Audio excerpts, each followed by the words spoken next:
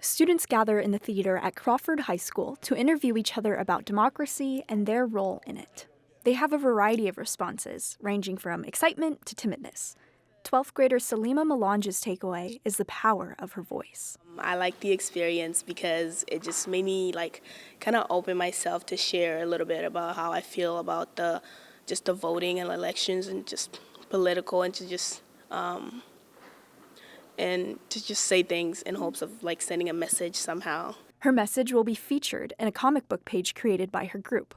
Ryan Black is a visual art teacher at Crawford and says teachers are trying to think of creative ways to engage students in the election. We want them to get to think about voting and registering. I think there's a lot of graphic novels that are out now that really serve this entryway into getting kids interested in reading. There were about 50 students at this event, and the district is doing several more before the election. This project is part of a district-wide effort to encourage education around the election season, from guest speakers in the classroom to presentations engaging parents. Interim Superintendent Fabiola Bagula says it starts with hosting nonpartisan discussions for students and families. Our aspiration was civic discourse and an engaged electorate. Those were our two biggest pieces. How do we start thinking about how children can actually start engaging in that kind of talk?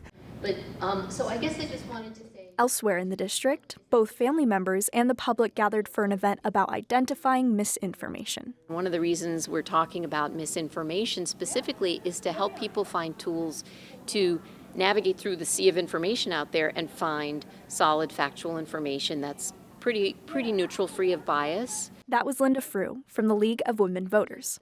The league partnered with the district to create these presentations. Veronica Prager attended that event at her son's elementary school. I consider myself a savvy consumer of media, but there's always, room for growth. So I thought, why not attend and see what they have to say? She says talking about voting decisions with her son isn't always easy. He asks questions, and we try to give him real answers where we say, some people feel this way, but this is what we feel. We're not trying to indoctrinate him, but we're trying to give him real information so that it's not so emotionally charged. While her son is far from voting age, at Crawford, some students are casting their vote for the first time. Zachary Fleuret, an 11th grader, won't be voting age this year, but he's hopeful for continued discussions about the election.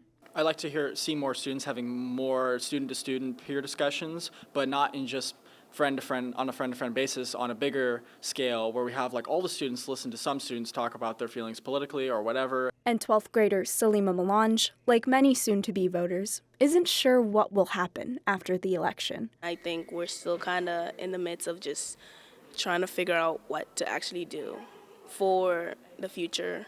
Until her first time casting her vote, she's grateful for a chance to have her voice heard. Elaine Alfaro, KPBS News.